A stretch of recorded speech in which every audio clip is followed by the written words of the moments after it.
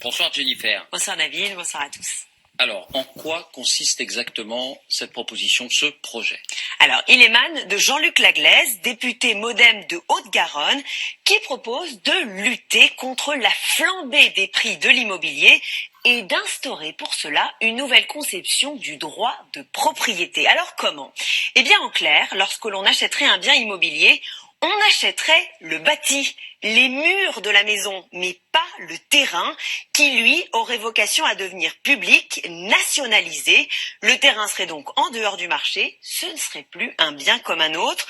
Quant aux ménages, eh bien ils seraient propriétaires de leur maison et locataires de leur terrain, avec quand même un bail d'assez longue durée, de 40 à 99 ans rechargeable, pour leur offrir une certaine sécurité juridique. Locataire, mais sans loyer, ce serait en quelque sorte inclus dans l'achat. Ou un loyer très modeste.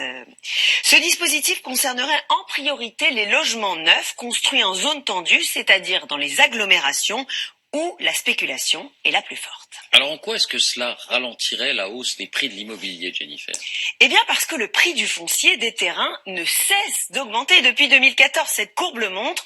En 2018, le prix moyen des terrains a encore progressé de plus de 3% à plus de 81 000 euros en moyenne selon le ministère de la Transition écologique. Le prix des terrains augmente d'ailleurs largement au même rythme que celui des maisons, faisant donc flamber les prix. Et si on regarde cette part du prix des terrains dans le coût des maisons, on voit qu'elle pèse très lourd dans certaines régions. En Île-de-France ou en Provence-Alpes-Côte d'Azur, cette part représente jusqu'à 45% du prix des maisons. C'est 35% en Corse, en Occitanie ou encore en Auvergne-Rhône-Alpes. Avec ce nouveau droit à la propriété, les prix des maisons et des appartements pourraient baisser de 30%. C'est l'objectif fixé par Jean-Luc Laglaise et qu'on a vérifié avec des exemples très concrets. Prenons par exemple cette maison en Île-de-France à la Ferté-Stoujoire, 3 chambres, 87 mètres carrés plus un terrain de 240 mètres carrés. Elle coûte au total 184 801 euros. Le prix du terrain, lui, est de 50 000 euros. C'est donc bien 27% du prix total. Même démonstration à Saint-Privat dans l'Ardèche. La maison de 84 mètres carrés avec le terrain coûte 134 700 euros. Le terrain à lui seul 38 000 euros, 28% du prix, c'est QFD.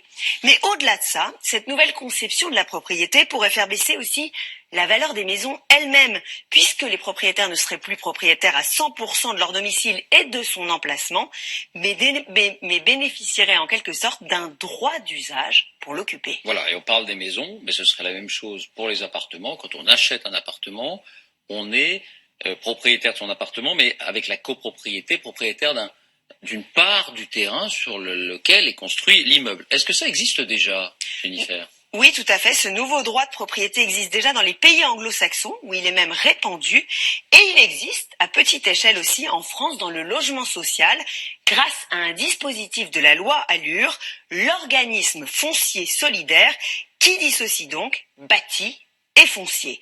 Aujourd'hui, 19 organismes fonciers solidaires sont opérationnels à Lille et Rennes, pionnières de ce dispositif, mais aussi Paris, Lyon, Toulouse, Annecy, Bayonne, Saint-Malo. Ces organismes vont livrer 9 200 logements d'ici 2024 avec des prix 17 à 58% inférieurs à un achat classique. La ville de Paris elle-même veut s'inspirer de ce nouveau dispositif d'ici la fin de l'année pour faire baisser les prix de l'immobilier dans la capitale. Le principe est simple. La municipalité va acquérir des terrains, par exemple d'anciennes friches industrielles, d'anciennes gares ou des terrains vagues dont elle deviendra propriétaire et y construira des logements qu'elle vendra moins cher.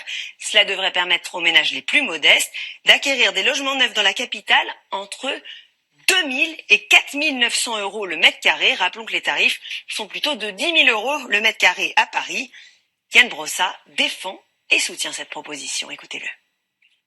C'est évidemment un changement de philosophie, mais je crois que c'est une piste qui mérite d'être étudiée. Et on a, avec la dissociation entre le foncier et le bâti, un bon outil pour lutter contre la spéculation immobilière. Merci, Jennifer.